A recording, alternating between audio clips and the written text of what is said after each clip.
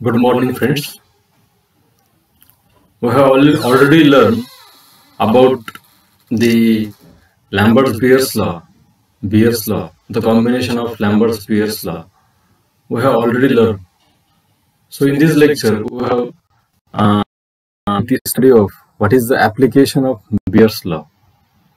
Now, Beer's law, according to the Beer's law, when a beam of monochromatic light is passed through a transparent medium, then the rate of decrease of concentration of the solution with respect to incident light is directly proportional to radiant power of incident radiation. So that is a statement of Beer's law. Another statement of Beer's law is that absorbance of the solution is directly proportional to concentration when path length, that is the thickness of the solution, remains constant. But what is the main application of Beer's law? We will see now. When a light is passed on solution, a radiant energy is absorbed. The absorption process involves the transfer of energy to the solution. Now, when a monochromatic light is passed on a solution, at that time, some part of the light in the form of radiant energy is absorbed to that solution. Now, the solution has some concentration, some particular substance are present in the solution and they get dissolved to form a solution. Now, the concentration of particular substance that can be determined with the help of whatever the amount of light is absorbed by that substance. Similar line is given to the next. The extent of absorption depends on the concentration of solution. So, the absorption varies with concentration of the solution. If the absorption is less, then we can say the concentration should be the less. If the absorption is more, then we can say the concentration should be the more. For the same substance having different concentration in two solutions, more concentrated solution will absorb more radiant energy and vice versa. Similar statement is there.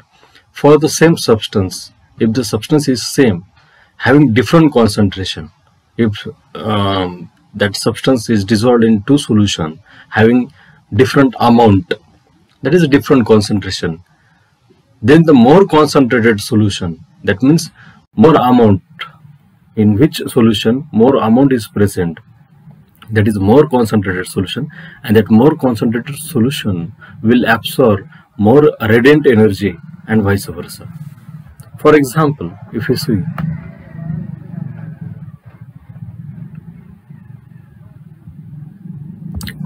consider a two solution with different thickness with different concentration C1 and C2.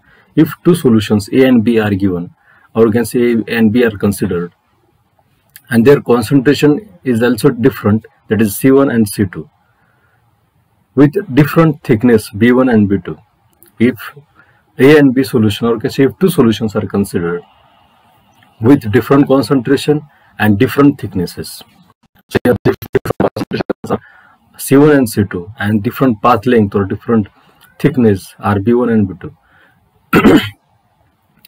If the light of the same intensity, so that is initial intensity is I0, if the light of the same intensity passing through this solution is so adjusted that in two cases the intensity of transmitted light, that is IT, is same, then we can write the equation, that is IT1, that is intensity of transmitted light of first solution having concentration C1 and path length B1. So IT is equal to I0, that is intensity. I0 is nothing but the intensity of incident light, that is will be the similar in two cases.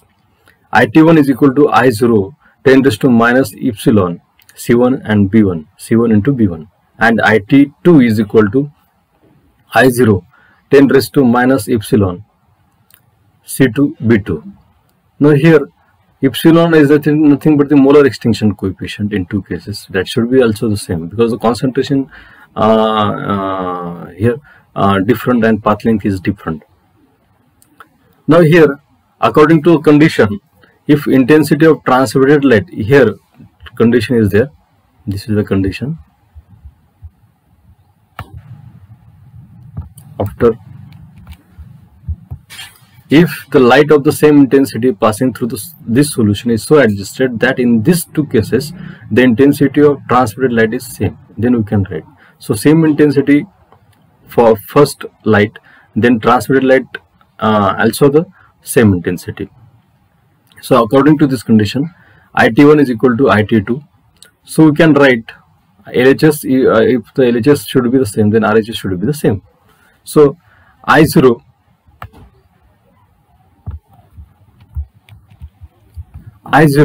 into 10 raised to minus epsilon C1 B1 is equal to I0 10 raised to minus epsilon C2 B2. Now from this equation, from this explanation all overall, we can write C1 B1 is equal to C2 B2. Why? Because the molar extinction coefficient is same. I0 will be get cancelled. 10 raised to minus epsilon, 10 raised to minus epsilon, that will be also the get cancelled. So the remaining term is nothing but the variable terms, that is the path length and thickness. So C1 B1 is equal to C2 B2. So that is the most important relation. That is the most important relation. So from this equation, C1 B1 is equal to C2 B2. If C1 and B1, if we know, and path length B2, if we know, then at that time C2 that can be calculated. If C2 B2, that means concentration of the second solution and path length of the second solution, if we know, and path length of the first solution we know, then the concentration of the first solution that can be calculated.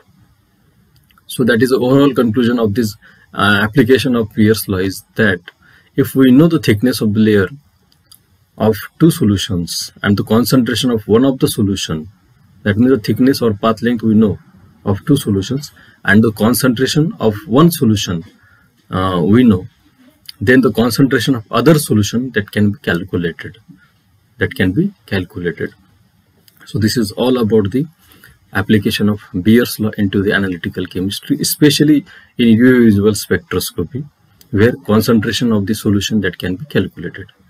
With this content, I conclude this lecture. Thank you very much.